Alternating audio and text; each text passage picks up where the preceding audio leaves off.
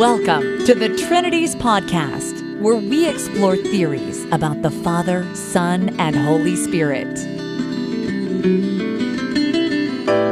Do you love God enough to think about Him?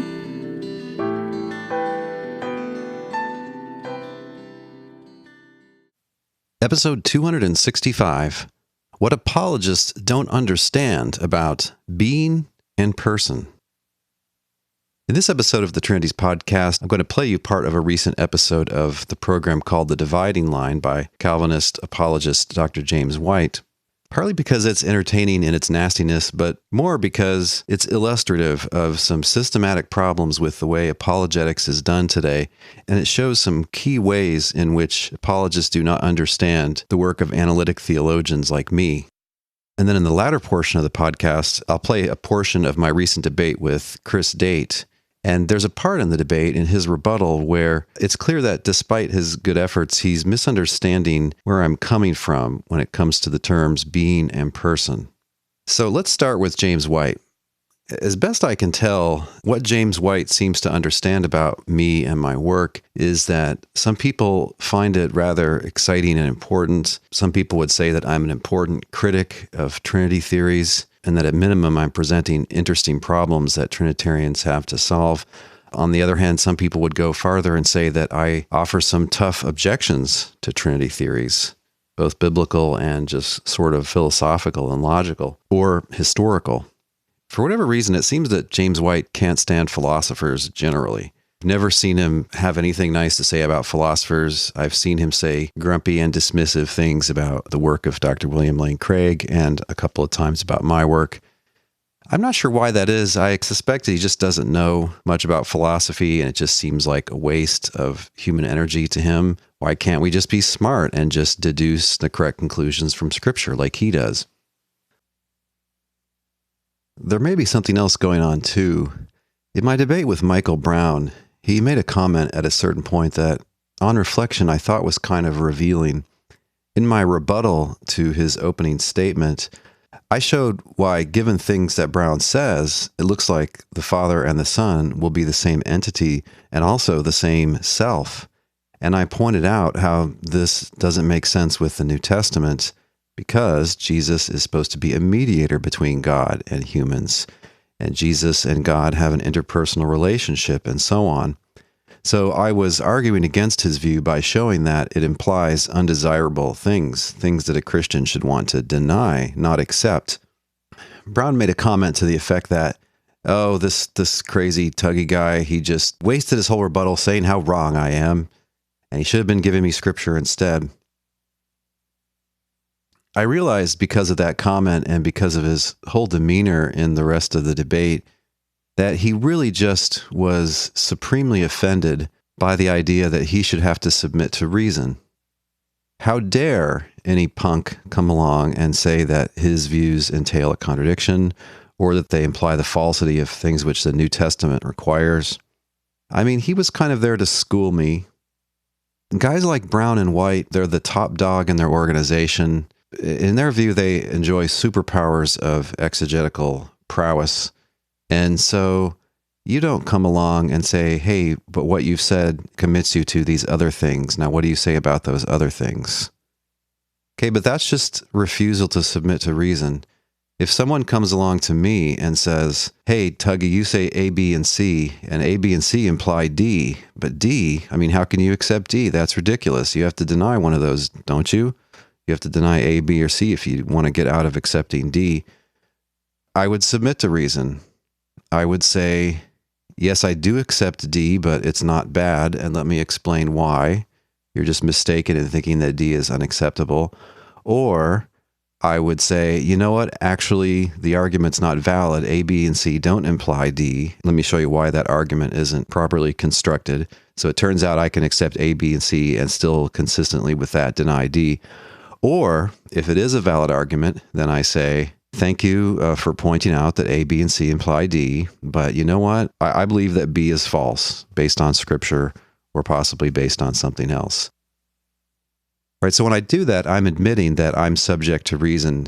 My theology could be refuted by someone showing that it's incoherent. My views about the New Testament could be refuted by someone showing that overall this is not the best way to understand a certain passage. That's usually not so straightforward as just giving a single deductive argument. It's usually much more complicated than that. But anyway, this is not White's response when someone tries to give a critique of his position. After my Brown debate, I put out a post called Brown versus White on the Trinity. And this was based on an earlier post I'd made responding to one of Dr. White's debates. And I show that Dr. White's views imply that the Father and Son are just one and the same. They are numerically identical. And yet you can't say that if you're a Christian, and indeed if you're a Trinitarian. And so, what gives? Which premise do you want to deny? He doesn't care. He doesn't care to respond to that sort of thing. He doesn't have to submit to reason. He shouldn't have to. He's too much an expert for that sort of thing. My own view is that nobody reaches a level where they don't have to submit to reason, where they don't have to be willing to consider carefully constructed objections like this. After all, James 3:17 says that the wisdom from above is reasonable or willing to yield. When someone critiques you like this, your response should be, "Thank you very much." And again, you can show the argument is valid, but has a false premise. You can show that it's invalid, so the conclusion doesn't follow. Or you can just embrace the argument as sound and say, yeah, the conclusion does follow, but there's nothing wrong with that. Those are pretty much the responses that you have when it's a simple deductive argument like this that's being offered as an objection.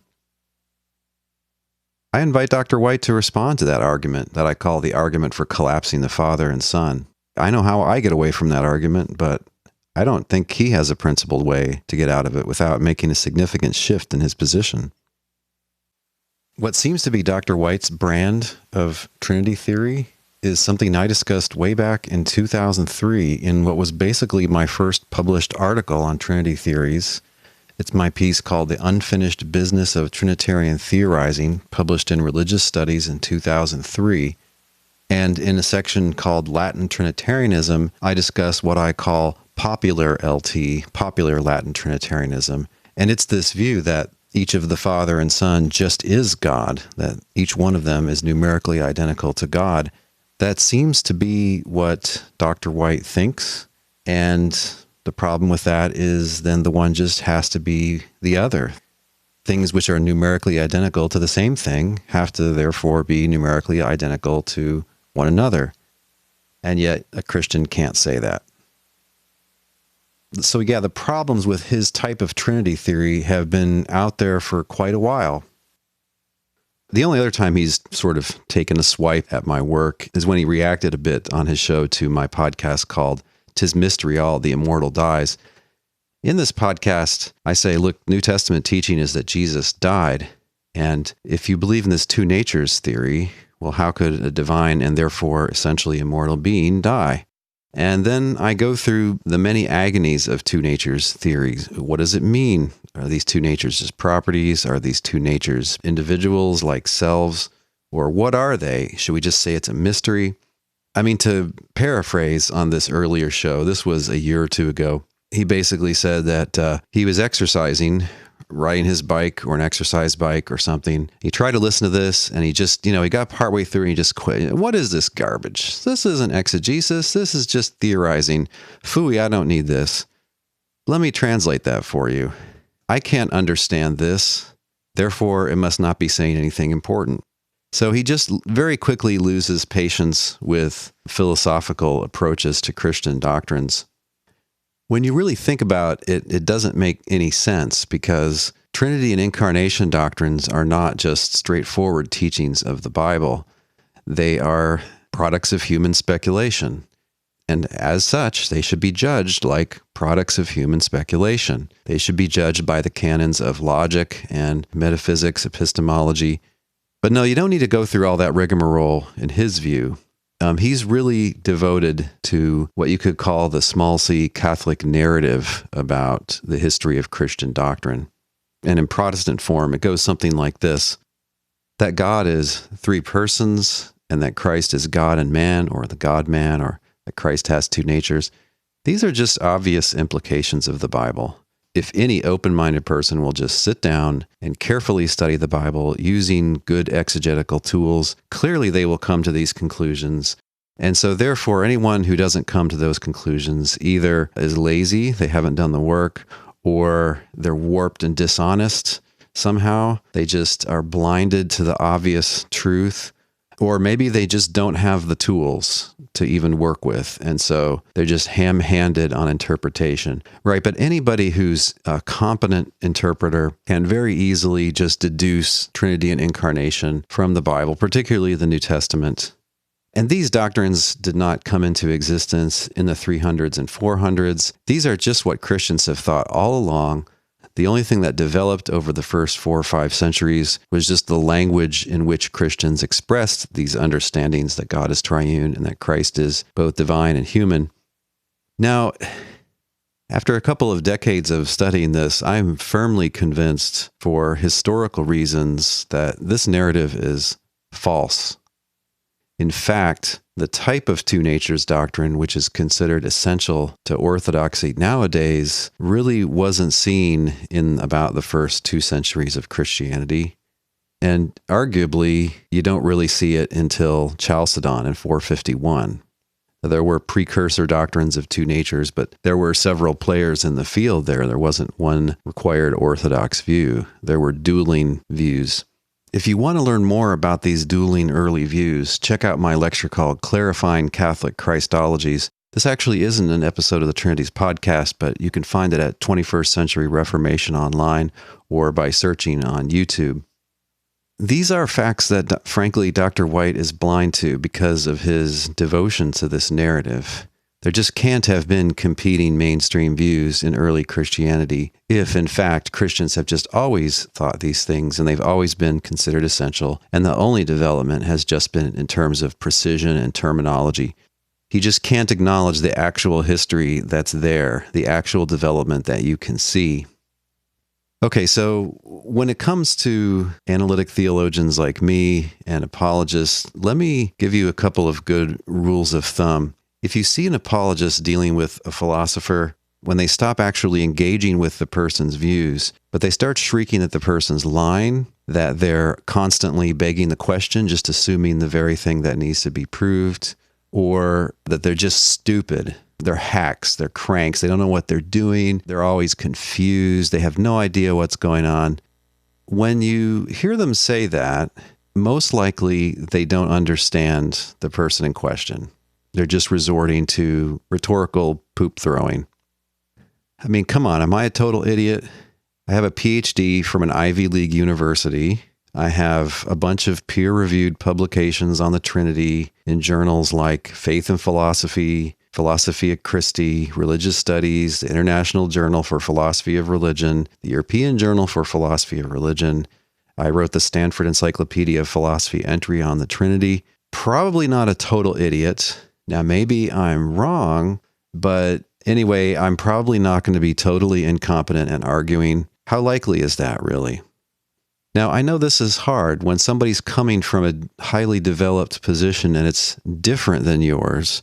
If you're a Protestant trying to dialogue with a Catholic, for instance, or vice versa, the differences are so great, sometimes it might just be infuriating to work with, but you know, that's what you have to do to get to the bottom of it. You have to get down to what the basic differences are, what the most fundamental differences are. You have to understand the arguments to a point where you can either show that the conclusion doesn't follow, so you've got an invalid argument, or where you can say, no, that's a valid argument, but hey, there's a false premise here. And let me explain why you should disagree with that premise.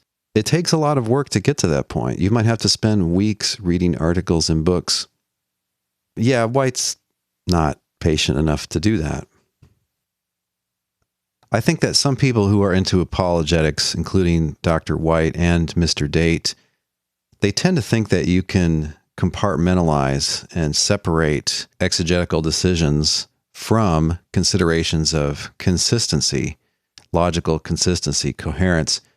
You can't do that, though, because you don't want to foist what look like contradictory positions on biblical texts. Questions about what's consistent with what and is this view overall consistent with itself? And is it consistent with other things we know or with other things which a Christian must commit to? Those questions can't be put off to one side while you're just wrangling about Greek words and translation problems and just exegesis in general. They're completely relevant. They're highly relevant. Good exegesis needs to be, among other things, charitable. It needs to try to avoid, as best it can, foisting self-contradictory views onto the authors they're interpreting. To just say, oh, that's just something for philosophers or something for the theology or analytic theology nerds to worry about, that doesn't make any sense, because we all equally well know that contradictory claims can't both be true. And if an overall position is incoherent, there has to be something false in it. And so adjustments need to be made. Interpretations need to be revisited when they imply contradictions. When the Trinities podcast returns, Dr. White weighs in on my recent debate with Chris Date.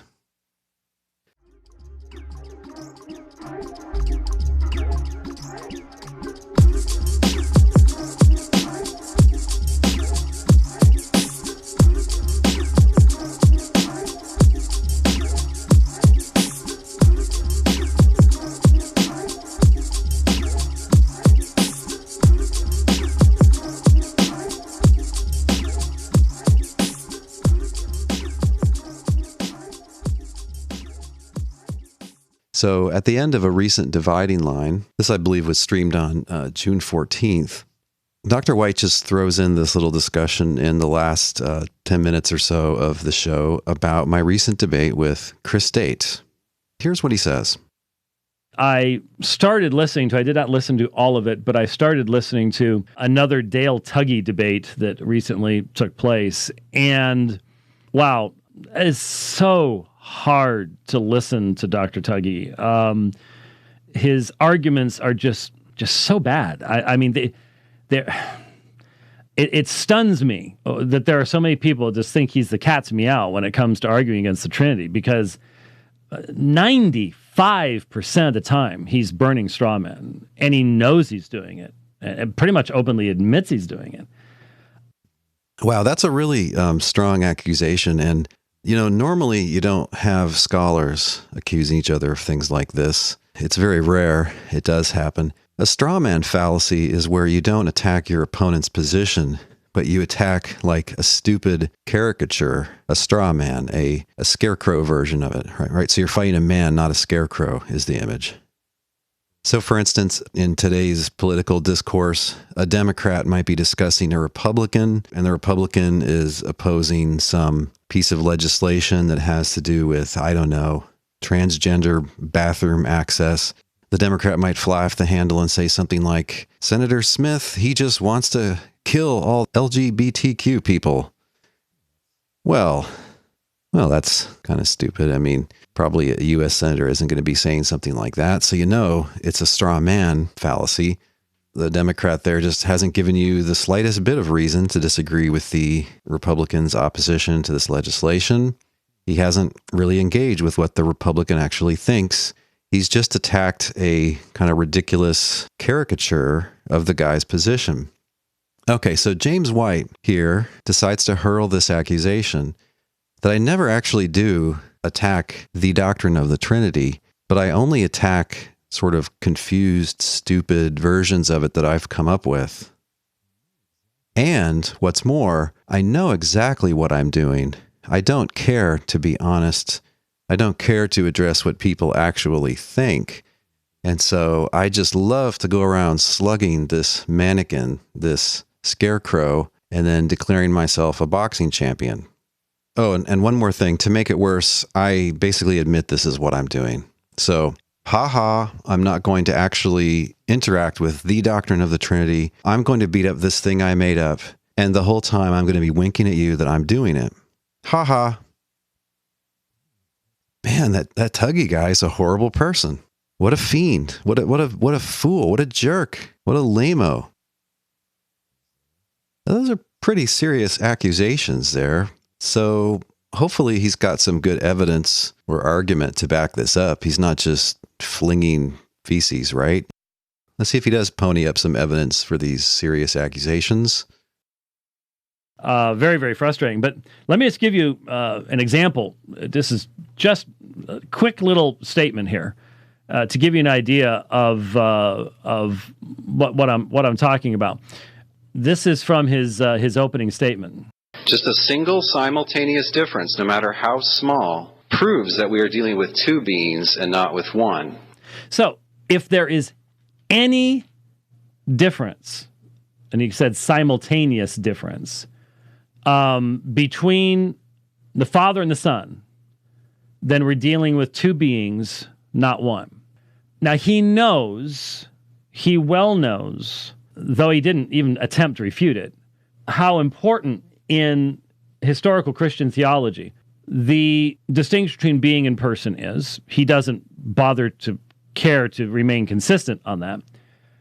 And so he knows that the orthodox formulation of the doctrine of the Trinity differentiates between being and person and says that in the issue of being, there is only one being of God, simple, it cannot be divided, it is not complex, and therefore there is no difference in the being that is shared by the Son in his deity and the Father in his deity or the Spirit in his deity. It's just one being. Can't be divided up into thirds or anything else. But that the doctrine of the Trinity specifically, as a part of its teaching, says that the Father, Son, and Spirit will differ from one another, or we could not recognize them. That they have taken different roles, that the Son becomes incarnate. There's so many of his arguments. Now, to go on a rant here about being in person, and I don't acknowledge that, quote, the doctrine of the Trinity distinguishes between being and person, it's a little bizarre for a couple of reasons. One reason is this was not a Trinity debate. This was basically a debate about incarnation, about the doctrine of two natures. The topic was Jesus is human and not divine. So I was denying any doctrine of two natures as non-scriptural and against the scriptures ultimately. And Mr. Date was defending a traditional small c Catholic view on which Christ has a divine nature and a human nature. So yeah, we weren't really talking about the Trinity here.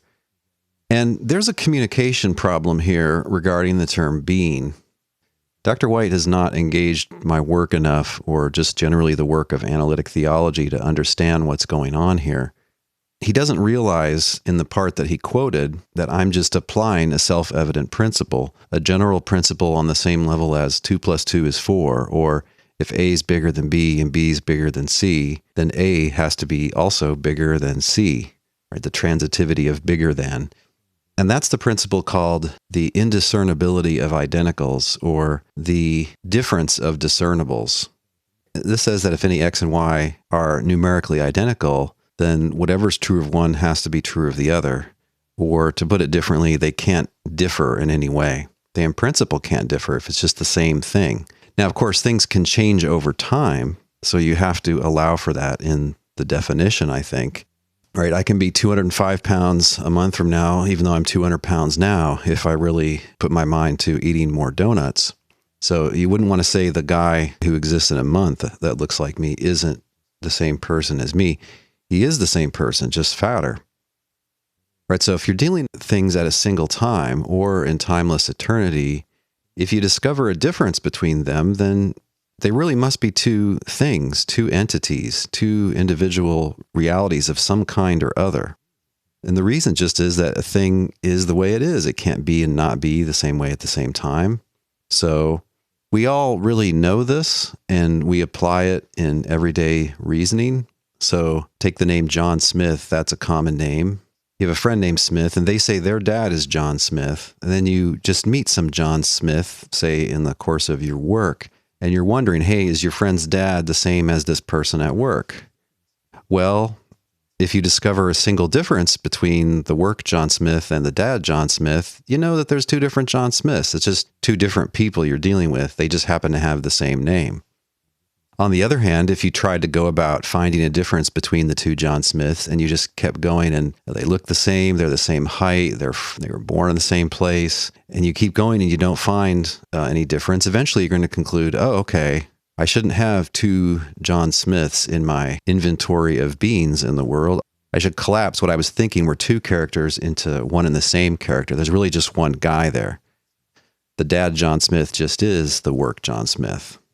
Okay, but when you find a single simultaneous difference, you know that they're two beings, they're two men. Now, the reason Dr. White is so frustrated is because, as I mentioned, he can't stand philosophers.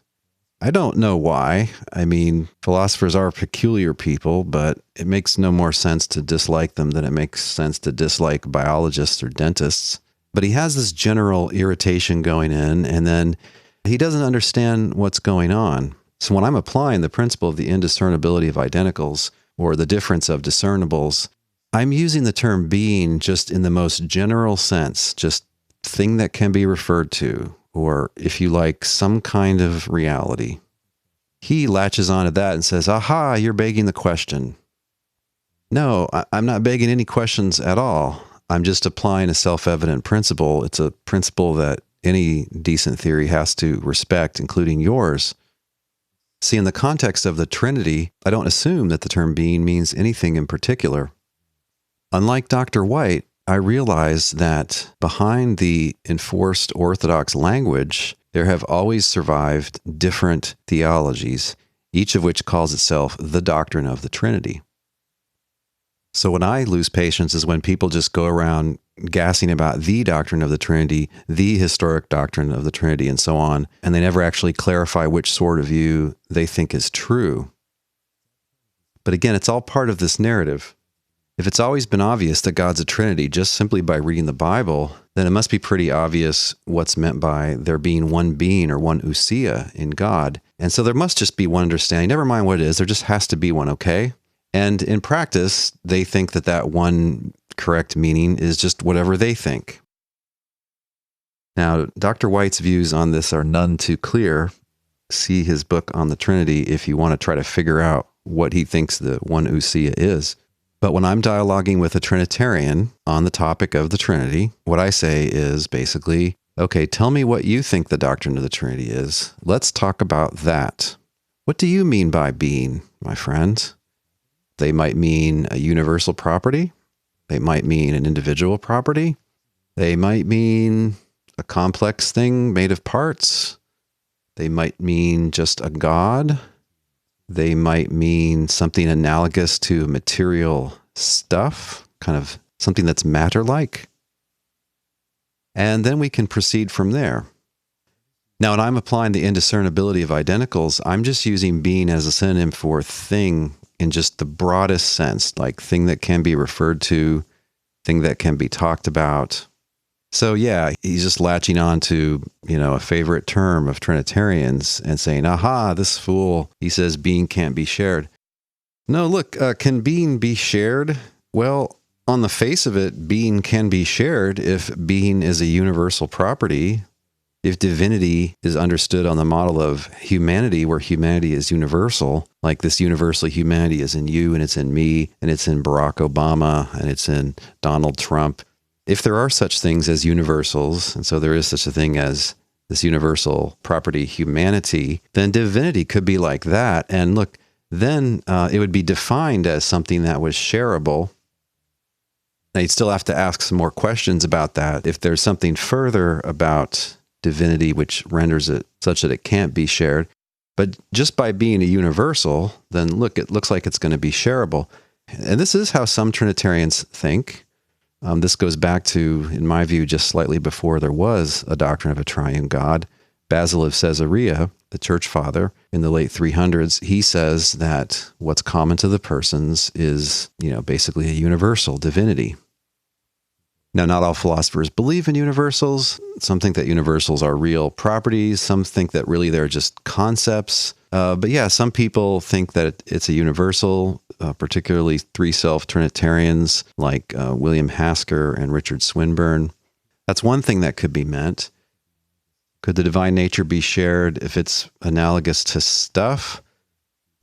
Well, arguably so. There are a few philosophers who have argued that this is how the shared divine nature is to be understood. And just like two different physical objects can simultaneously be composed of the same batch of matter, so in this case, why couldn't three different divine entities be composed by the same divine stuff or quasi-stuff? That's a view that's out there. It's called Constitution Trinitarianism. If you're curious about that, I've got a whole published paper on that. I'll put a link to it in the blog post for this episode. Now, sometimes Trinitarians mean that the shared nature is an individual property. So it's like James White's humanity or Dale Tuggy's humanity. This theory of properties just really defines them to be unshareable because they're individual properties. So yeah, if that's what you mean by the being of the three persons, it looks like it implies that they just are one another. So you're just dealing with three names for the same thing. It looks like it implies that they should collapse into numerically one thing, and so not be three things. Now, Dr. White is right here that the tradition wants to say there are three somethings here, namely three persons. In my book, What is the Trinity? I've got a chapter where I grind through, I think it's 9 different things you might mean by saying that the Father and Son are homoousios, that is one essence, one being, as it's sometimes put. And I discuss the many things that might be meant and the problems and advantages of those different interpretations. So to say that I ignore the tradition is just, I'm so patient that I go through every possible interpretation of what being might mean in Trinitarian traditions. And I consider the different interpretations on their merits. And then at the end of the chapter, I ask, okay, what did they mean, the 381 Council, when they really mandated this same ousia language? I've got another chapter where I go through the different things that might be meant by the term person. Yeah, Dr. White just doesn't have time for these kind of discussions, so I'm sure he hasn't read my book. And the reason is, again, his mind is held captive by this narrative that, hey, this is just really obvious and that what changed is just the language. And this has always been held central to mainstream Christianity, both Trinity and Incarnation. No, it's just not true, but I'm not going to get into that now. Because his mind is locked into that box, he does not want to hear, he refuses to acknowledge that there is no one doctrine of the Trinity, that behind the mandated language about the Trinity, there are several competing interpretations, and they can't all be true. Now, that's a serious charge. How dare I say that such a fine, upstanding scholar as Dr. James White is just ignoring obviously relevant material? Well, I know it's a serious charge, and I don't enjoy making it. I wish he would just go and learn this stuff. So here's what you can do. You can Google Trinity Stanford, and you can find my article in the Stanford Encyclopedia of Philosophy. And I talk about these different competing Trinity theories that have been much discussed by major Christian intellectuals, people like Peter Van Inwagen, Richard Swinburne, William Hasker, Michael Ray, Brian Leftow, many others. Just glance through the table of contents there. Who are the scholars? What are the general types of positions? How do they differ and how they interpret terms like being and person and so on? And if you're a James White listener, if you're a fan of his work, ask yourself, okay, how much of this material have I ever heard from anything by James White, either on his program, in his book, in his debates? And as far as I can tell, the answer is basically nothing, although I seem to recall him dumping on William Lane Craig's own unique Trinity theory at some point, but I forget where that is exactly. It was some years ago. My memory is he didn't take it seriously, and he didn't really do the work necessary to understand it and engage with it. Okay, but you can't take the testimony of Tuggy in favor of Tuggy, right? If I testify in favor of myself, what good is that? Jesus says. Okay, fine. Assume that I have this crazy skewed view. Go look for the Trinity entry in the Internet Encyclopedia of Philosophy by Harriet Baber, or H.E. Baber. And she's a very interesting person who has a very kind of logician's take on the whole thing. She doesn't use the same labels that I use to sort the views. But yeah, she's talking about the same views, what other people call Latin Trinitarianism versus Greek Trinitarianism, and so on. What I call one self and three self views. Okay, how much of that material have you ever heard about in anything produced by James White? One more testimony. Look up the Routledge Encyclopedia of Philosophy entry on the Trinity by Daniel Howard Snyder, an excellent philosopher, by the way. And you can find this just by Googling Daniel Howard Snyder, Trinity, Routledge. He's got a version posted on his personal website. And just give that a quick read. Again, he's discussing the same views. These views have been really a subject of discussion since about, it's hard to pinpoint an exact year, but I would say a lot of the discussion got going in the early 90s and a little bit before, but especially due to the work of Richard Swinburne and people reacting against that in the 90s and in the 2000s. So yeah, this stuff has been out there for a while.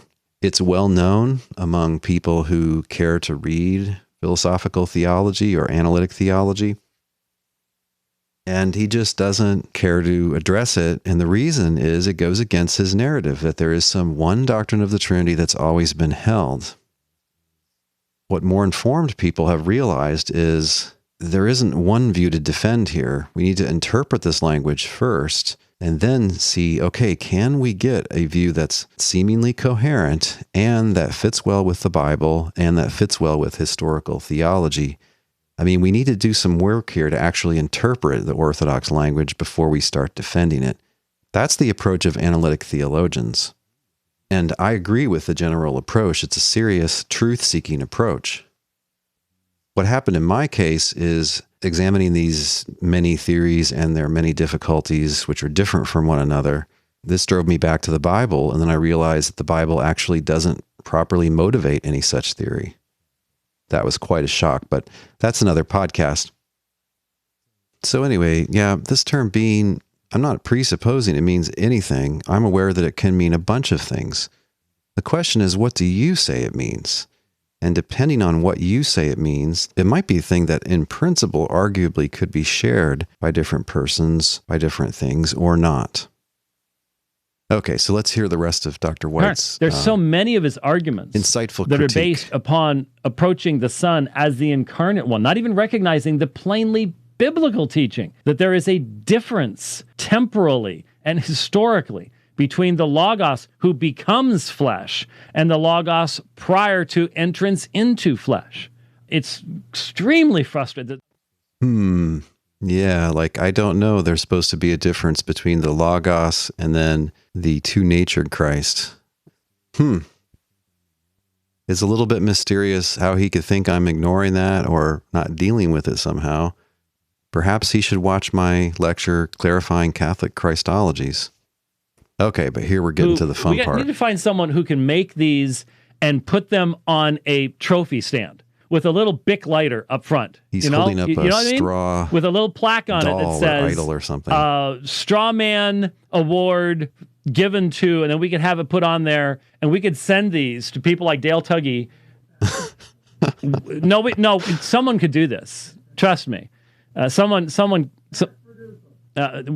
have to mass produce them. That's the point you're making. Yes, we would not be able to keep up with the demand, but he would have to be given numerous. He would have to have gotten 10 of them just for this one debate, because it's just our very definition says it was the Son who became incarnate, not the Father. Oh, there's a difference. No Trinity. That's the kind of argumentation. If Dr. Tuggy actually wants his arguments to be at all compelling to Orthodox biblical Trinitarians, he hasn't even tried to step up to that level. Really hasn't.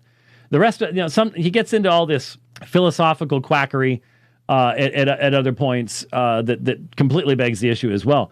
But that kind of, if there's just one simultaneous, then there are two beings.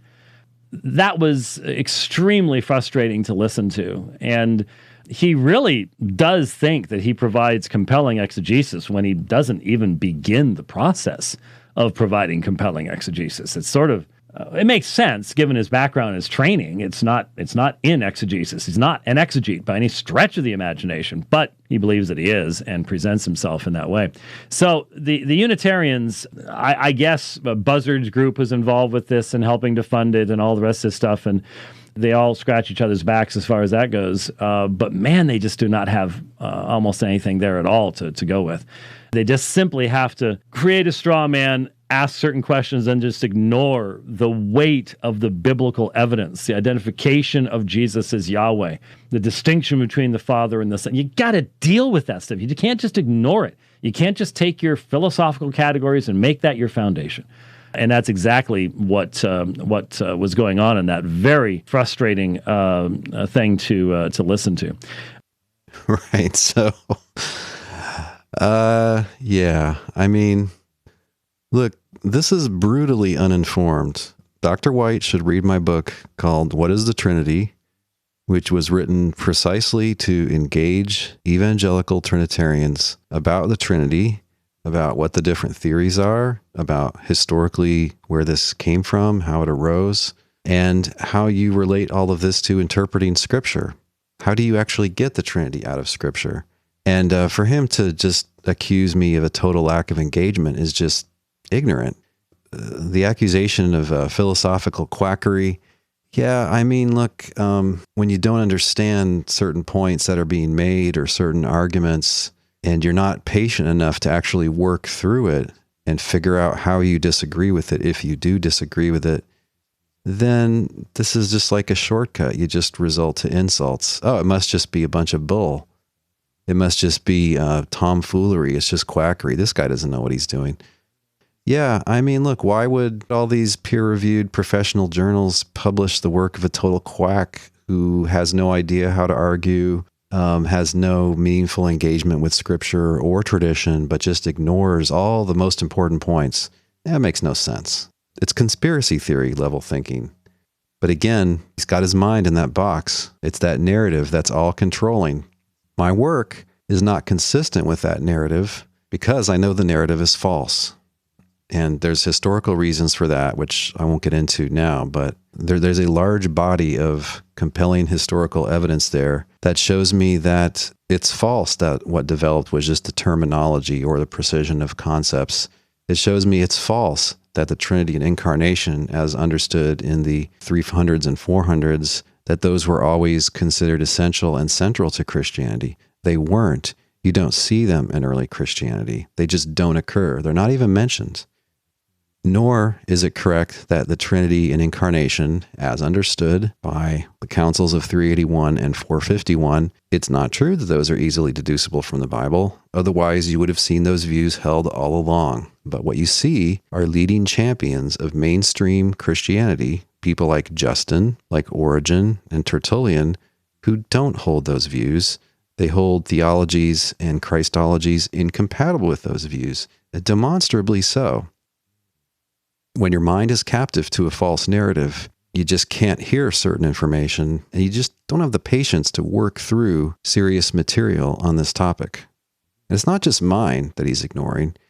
Hey, well, this is a really serious lack if he thinks that he can speak to this topic in this day to educated people. I do much appreciate the thought, Dr. White. But I'm afraid I just can't accept this wonderful award for attacking straw men. See, the thing is, I attack views that people actually do hold. It's just that there are many views here in the field, and not all of them are yours. Trinity theories and incarnation theories are many, and what would beg the question against one does not beg the question against another. In any case, I'm just not begging any questions at all when it comes to the terms being and person, nor am I hiding such distinctions. In fact, I've done quite a lot to explain and explore and evaluate the usefulness of such a distinction when it comes to Trinity theories. So, thanks, but no thanks.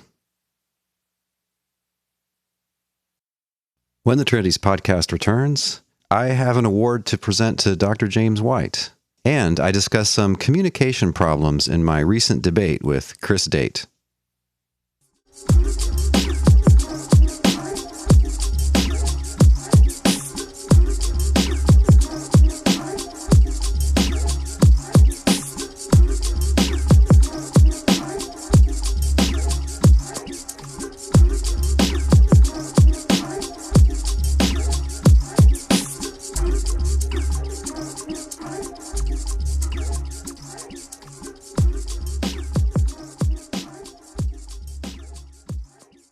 Now, Dr. James White is a very accomplished man.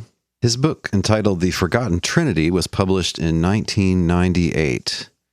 And since that time, there has come out an avalanche of relevant scholarship in two different areas. One area, as I've explained, is in analytic theology, wherein Trinitarians try to precisely define their terms and try to show that they do have a self-consistent theology, which indeed fits with tradition and with Scripture. Dr. James White has made himself willfully blind to this entire realm of literature. He wants nothing to do with it. And I think the reason is that it would raise too many hard questions for his own Trinity theory. Another whole realm of scholarship, which has accelerated in the last 25 or 30 years, has to do with understanding early Christian theology properly, not according to just a very partisan Athanasian narrative, but understanding, for instance, 4th century mainstream Christians that history has learned to call Arians, understanding them properly, understanding people like Tertullian and Origen and Justin Martyr. There's a realm of scholarship that shows that people like Justin, Tertullian, and Origen are not at all Trinitarians. They don't talk about a triune God. Their logos is not equally divine with the one true God, which is the Father. They don't think that the one true God is the Trinity.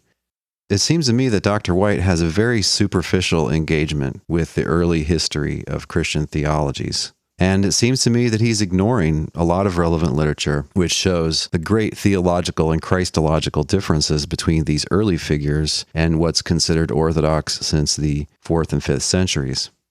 So in view of these remarkable achievements over the past 2 decades plus, I would like to present Dr. White with the Stevie Wonder Trophy for Willful Blindness to Relevant Scholarship.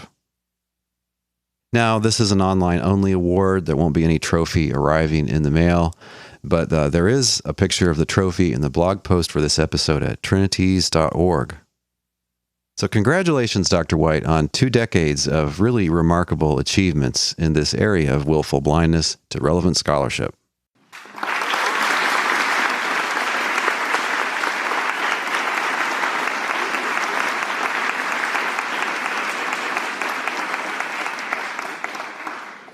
So now I want to talk briefly about some similar misunderstandings on the part of Chris Date. I enjoyed debating Chris Date recently. I liked him more afterwards than I did before. I hadn't met him before, but I was familiar with his work, and I considered him to be humble and serious-minded and concerned with truth. We had a few friendly conversations afterwards the next day. But he ran into some similar problems as James White, understanding where I'm coming from and what I'm saying, what I'm not saying about these key terms. This is a portion of his rebuttal to my opening statement in the debate. So this is in the official video at about 1 hour and 29 minutes. Finally, I want to talk about the logical objections that Dr. Tuggy has to my position. He asks me whether this God, which is Jesus, is the same God as the Father, or is he a different God? The answer, the same God. As I said in my opening presentation, there exists only one divine being and 3 divine persons, each of whose being is the one divine being. You see, the Father and Son both subsist in the only divine being, so they are equally the one true God. Then he says, if I say that the Father and the Son are the same God, as I've just done, how is this compatible with the Father and the Son being different from one another? Answer, they differ in person, not in being. They interpersonally relate to one another differently, but they each subsist in the only divine being. Now, when it comes to the law of non-contradiction, Dr. Tuggy argues that being the same God requires being numerically the same being, but that requires that they never differ in any way. And we'll come to the differences in particular in a moment. If they ever have differed in any way, that proves that they are not the same being. But this is why I observed in my opening that Dr. Tuggy just assumes that a person's being can't be shared by other persons or selves, and that a person just is some sort of being. They're practically synonymous, or at the very least, a person is a kind of being. I reject those assumptions, and can therefore affirm that the Father and Son are indeed numerically the same being, but they differ as persons. Okay, so there are a couple of interesting communication problems here, one on his part and one on my part. The one on his part is, I heard what he said about subsisting in one being in his opening statement. We exchanged opening statements a week before the debate, so that's why we were able to prepare hard-hitting rebuttals. And I could not figure out what he meant by one being, one shared being. Now, after having a friendly conversation with him the day after the debate, I think what he thinks is that the being is an individual property, Although at one point in the debate, he says that it's the one God, which I don't think you can say both of those things. If it's an individual property, then it's just defined as not shareable. So I don't know that this makes sense, okay? But he's trying to interpret the Orthodox language, and you have to say three persons with the same being or one essence. He throws in this language of subsistence. I don't think that that's very helpful. If you're going to use a term like that, I think you need to define what it is. You seem to have in mind like a dependence relation, like the persons of the Trinity exist as persons and as divine persons because of this other thing that they subsist in. So there's a distinction between the being and the persons, and the persons depend on the being for being what they are, something like that. Anyway, I didn't really comment on this in my rebuttal or in my closing statement because I really just couldn't parse what Trinity theory this was supposed to be. The view seems to have this ambiguity that by divine being, he seems to mean a property, like a property of divinity. Whether it's universal or individual is another question. I think he thinks it's individual, but then he'll also use divine being to mean like God, a God. It's the one God. And, the one God I don't think is a property.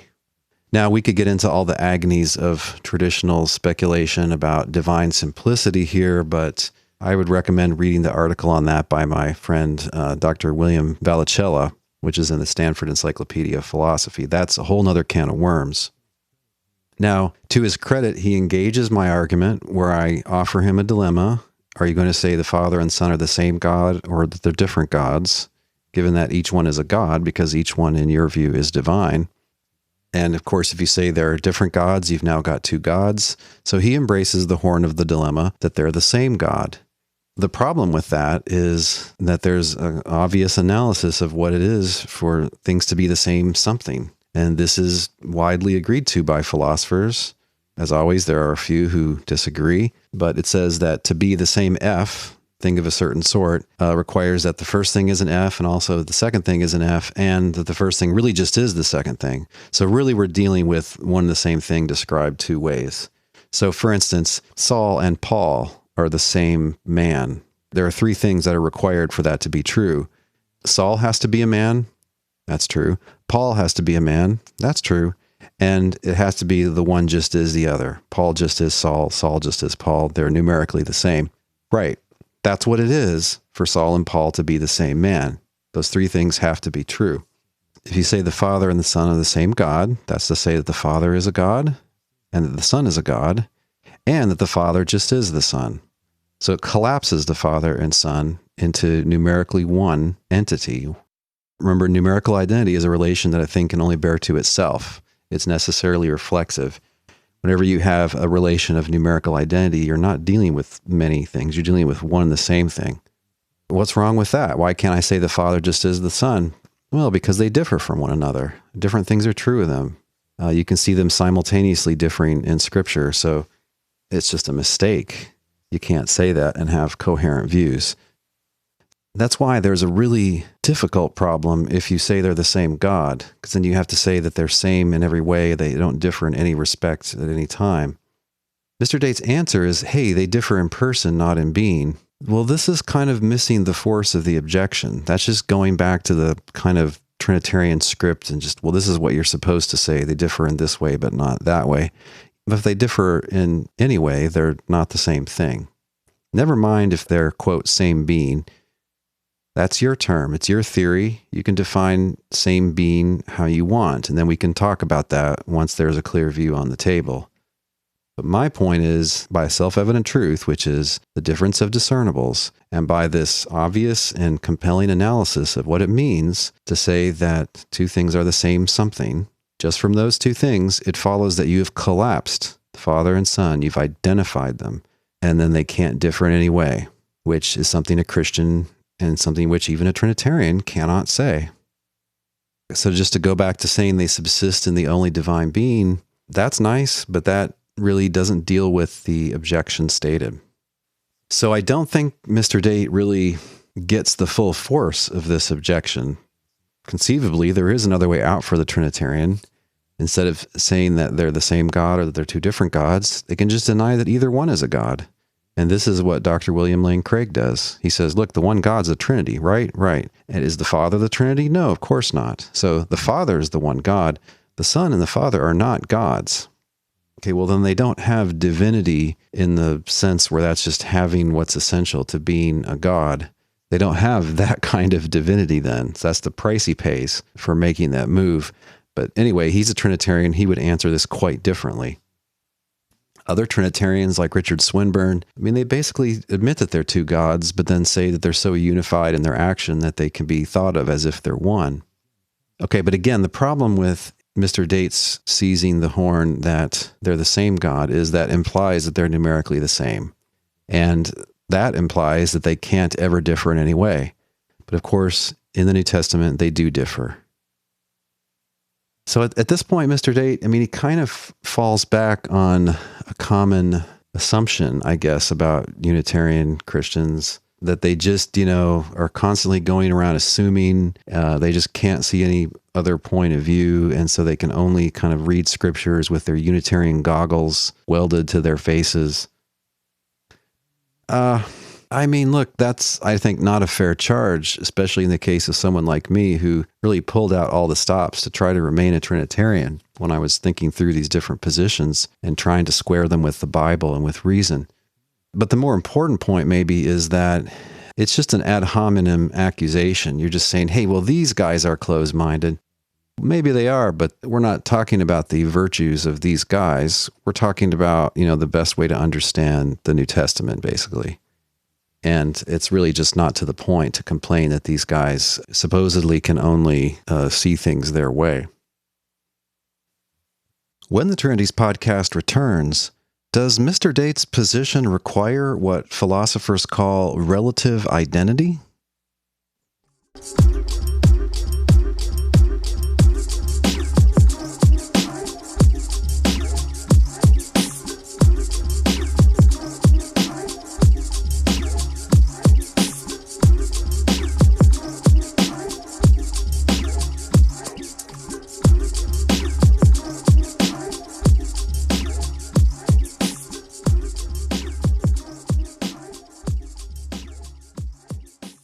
And there's another problem here. He says something different at the end of that. Let me play that last part of his statement for you again, because I think it raises yet another problem for his own Trinity theory. Now, for a lot of the debate, it seemed to me that when he said the Father and the Son are divine, what he was basically doing was describing each of them. So they're both equally divine, in that what underlies them is this thing he calls the divine nature or the divine being. Okay, but to say that the Father and Son are divine where that's descriptive is quite different than to say that each one is numerically identical to divine being. That's not just describing, it's going beyond to assert a claim of numerical identity.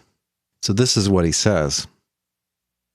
I reject those assumptions and can therefore affirm that the Father and Son are indeed numerically the same being, but they differ as persons. Right, so his idea is that the Father and the Son are different persons, but the same being. That's a claim of relative identity. I don't think Mr. Date realizes here that to say that, you need what philosophers and logicians call relative identity theory. Most philosophers think that no X and Y can be the same one sort of thing, but be a different other sort of thing. And it's because of that analysis I just mentioned. So for instance, Saul and Paul couldn't be the same apostle, but different men. And the reason is that if they're the same apostle, then Saul's an apostle and Paul's an apostle, and also Saul just is Paul. That implies that Saul and Paul are identical. Right. And so if they're identical, there can't be a difference between them, such as that this is one man and this is another man. So relative identity comes along, and in one form it says, hey, there is no relation of identity. There's just relative identity. Identity is always relative to what logicians call a sortal, a term that, sorts things into different kinds. This is too much to go into in this podcast. I explain in my Trinity entry in the Stanford Encyclopedia of Philosophy why this is widely rejected, these doctrines of relative identity. In the debate where I couldn't go through all of the many technical agonies of relative identity theory, I just tried to head off this move by pointing out that in the New Testament, the Father is the God of the Son, and that just conceptually, no God can be the God over himself. So if one God's God over another, those have to be two gods. They can't be the same God. Okay, but here's the other communication problem, and this is my problem, and I'll own up to it. It's this term person. I do think that usually when we use the term person, we're talking about beings, like individual things, not a mode of a being, not a personality, not a way a thing is, not an event that involves a thing, but just it's a type of thing. It's a thinking thing. Usually when we talk about persons, we mean human persons, and those are things. They're not just, again, ways a thing is or something less than a thing. Now, in the context of arguing about Trinity theories, I don't say, well, I'll tell you, friend, what person means, and here's what it means. It means a being. No, my approach is, hey, look, it's your theory. There are different Trinity theories. When you say that there are three persons sharing one divine essence or being, what do you mean by persons? And some will say that, well, person's a misleading term. It tends to communicate in modern times the idea of a being, like a thinker, but we don't think that. We think that in ancient times it could refer to, an actor's mask, a role that one plays, a personality or an aspect of a being, something like that. Look, it's your theory. You just tell us what you mean by persons, and then we'll go with it from there. So yes, if your persons are beings in the sense of things, like what Aristotle calls first or primary substances, then you've got three entities, three realities in the theory. If persons are just, like ways a thing is or ways a thing lives or something, then that's compatible with just saying there's really one thing there. Now, generally, my strategy is to avoid the term person and to just use the term self. I do claim that everybody in the human race has this concept. You find it in all languages and cultures. It's basically the concept or the idea of an intelligent being with which one could in principle communicate and engage in interpersonal relationships with. Let's just call that a self and avoid this term person. So I do that sometimes. But when I'm talking to different Trinitarians, if they use the term person to mean a self, like an intelligent individual entity, I'll be a chum and I'll use the term person to mean self as well. I don't care to really argue about words. What matters is the ideas the words express. So yeah, in some contexts, I will actually write person/self. Those both communicate the same idea in a common usage. But yeah, if the Trinitarian has some special meaning for person, more power to you. Tell us what that is, and then we can go for there in talking about whether this theory makes sense and whether it fits Scripture and even Christian experience. So yeah, I don't have a problem of just not knowing what Trinitarians mean. I know too much. I know they mean different things. I don't deliberately ignore distinctions that they want to make. I let them make the distinctions. I let them use their technical terms how they want. But yeah, my problems that I'm offering him regarding the collapse of the Father and Son into numerically one thing, one entity, those problems don't depend on me presupposing anything about the term being or the term person in the context of Trinity theories. So there's a little bit of misunderstanding there about where I'm coming from. Before we end, I want to go back to Dr. White and just draw a general lesson here. After his less than 10-minute brush off of my date debate, in which he basically says I'm a liar who cynically just ignores distinctions that he knows Trinitarians are making, he moves on to culture war topics. And along the way, he says something that's really kind of ironic in this context. So let me play that for you. There's an article running around, and again, it just plays on our lack of knowledge of history about the term homosexual and when it developed and all the rest of that stuff. These articles play on the fact that even Christians today are simply not taught how to think logically and critically. That's where the problem lies, and we must develop those capacities and so on and so forth. Now, here's something that Dr. White and I agree on, but here's something maybe he doesn't realize. Logic is a branch of philosophy. Critical thinking courses in modern universities are taught by philosophers. They're offered in philosophy departments. If you're going to address culture war, ethical issues, and policy issues, you're going to need to be a clear thinker and a clear reasoner, and someone who can put together intelligible arguments. Who do you learn this best from? Analytic philosophers.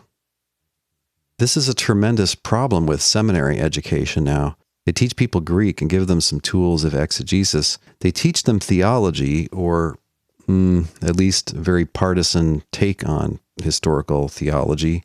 What they generally don't teach is critical thinking.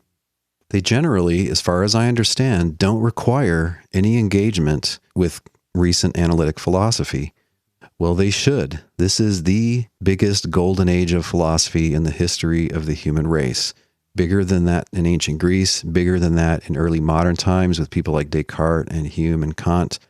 There's just a ton of really good philosophy being done. And you can learn a ton from philosophers about critical thinking, offering careful arguments, how to evaluate competing theories, how to carefully analyze and understand claims and people's positions on issues before you go around trying to refute them. Dr. White has this deficiency in his background, and so therefore he finds this stuff hard to follow. And he concludes, a little bit arrogantly, I think, therefore it's all gobbledygook and sophistry. It's not. Read some of those papers that are discussed in those encyclopedia articles on Trinity theories, and you'll see it's all deadly serious, and it's all very carefully reasoned. It's all very precise. And if you want to learn precise thinking about Trinity and Incarnation, you can do no better than reading these people. Take Incarnation. If you want to actually have developed views about things like incarnation, you should read the best philosophical material you can find on that. That would principally be 2 books. Tom Morris's older book, The Logic of God Incarnate, where he offers a very sophisticated sort of defense and proposes a 2 minds theory. And then even better than that is Dr. Timothy Paul's recent book. He's a Roman Catholic analytic theologian and philosopher. I disagree with what he thinks about incarnation, but it's a brilliant book. It illuminates a lot of the history of this theorizing, what they actually thought in the 5th century when they were at this council in 451. And you're going to have some patience and do some real work. But you know, it really, really pays off. Good analytic philosophy is intelligible. It doesn't make issues more obscure. It makes them more clear. The lesson you should take from this is you should definitely take some college courses in analytic philosophy, if not analytic theology, then at least philosophy of religion, and you will learn how to understand especially deductive arguments, but also other kinds of arguments. It will really help you to be able to engage with this serious material. And if you're going to be an apologist who has something to say on, quote, the Trinity, you should know these different theories. And if you're going to defend, quote, the incarnation, you should know something about the different kinds of incarnation theories and the different difficulties they face and the different historical proponents they've had. The old narrative has to go. It's not going to be easy to get rid of it. The only thing that can get rid of it is a fully constructed narrative that better fits the facts. And I don't think anybody's fully come up with that yet. That's what needs to happen. The chains have to be removed from people's minds. They have to be able to think outside of this all-controlling narrative. If we can't even admit that there are different incarnation theories in play among people who think they are defending the incarnation, if we can't admit that there are different Trinity theories in play, theories proposed by people who think they are defending the Trinity, then we need to get better informed, because this is where the state of knowledge is at these days. Gassing about the Trinity and the Incarnation and pounding the table that they're just obviously taught in Scripture, that just won't do anymore. We've got to get beyond that. It's not easy, but this is what you do when the truth of the matter is what you're interested in, and not just defending my people versus these outsiders. So let's be serious about this. Let's treat this like people who are actually interested in the truth of the matter.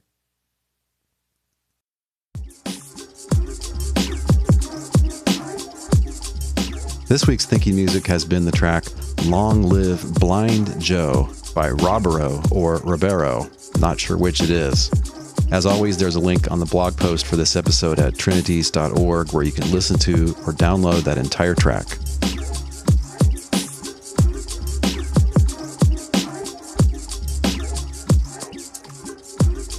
If you love the Trinities podcast, please share this episode on social media like Twitter or Facebook. And help other people to find the podcast by giving us an honest rating and review in the iTunes store for your country. You can also support the Trinities podcast by giving a certain donation per episode. If you're interested in that, please visit patreon.com/trinities. Finally, let us know what you think. Give us a comment on the blog post for this episode, or join our Facebook group at facebook.com/groups/trinities. The Trinities podcast is supported by and made for thinking believers like you. Thanks for your support, prayers, and encouragement.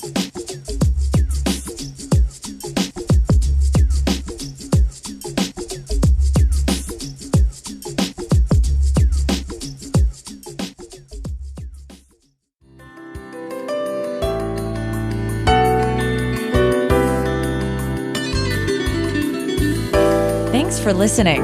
We'll see you online at trinities.org. Till next time, don't forget to love God with all your mind.